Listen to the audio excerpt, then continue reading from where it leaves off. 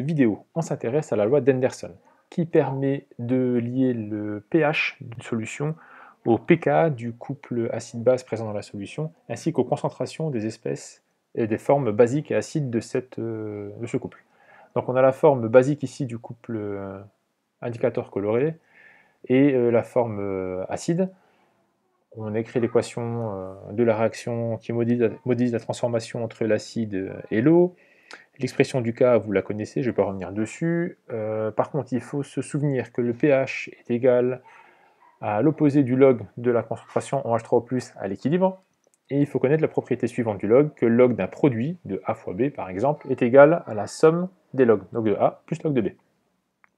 Alors, comme on cherche à exprimer le pH en fonction du pK notamment et des concentrations, il faut faire apparaître le pH. On a du H3O+ ici en concentration, donc il faut utiliser cette formule pH égale moins log de H3O+. Ce qui veut dire qu'en deux étapes, il faut d'abord peut-être faire apparaître le log et ensuite le moins à un moment pour qu'on ait le pH qui apparaisse.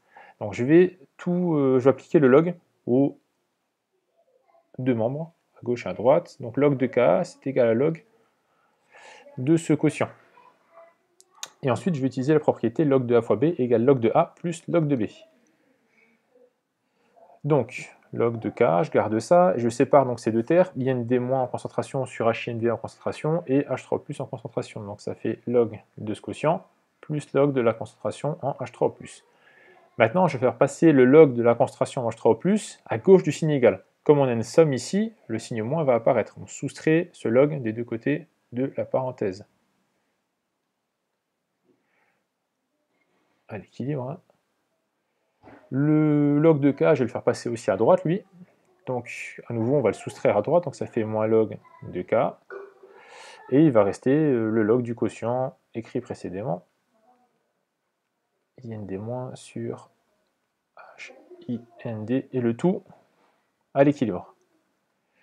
Ensuite, on voit apparaître ici moins log de la concentration H3+, c'est-à-dire le pH, puis on a le pK, moins log de K, plus le log du quotient des concentrations, IND- sur HIND. Alors cette démonstration est réalisable, évidemment, pour tout couple acide-base. Là, on le fait pour l'indicateur coloré dans le cadre d'un ATP, mais ça marche pour tout couple acide-base. Alors à quoi va nous servir cette relation d'Henderson? On va pouvoir lier la valeur du pH aux concentrations des deux espèces du couple. Par exemple, si on a un pH qui est égal au pK, ça va nous indiquer que ce membre-là, ce log ici, va être nul. S'il est nul, c'est que le quotient est égal à 1. Si le quotient est égal à 1, c'est qu'il y a égalité entre les concentrations des deux espèces. De la même manière, si la forme basique est en concentration plus importante que la forme acide, qui est ici, le quotient sera supérieur à 1, donc le log sera supérieur à 0. Du coup, on aura une somme ici, un pK auquel on ajoute un terme positif. Du coup, on aura un pH qui sera supérieur au pK. Donc si on est dans cette situation-là, on va, cette situation où la base est prédominante, on va avoir un pH qui est supérieur au pK. Mais vous allez apprendre ça dans la partie sur les diagrammes de prédominance.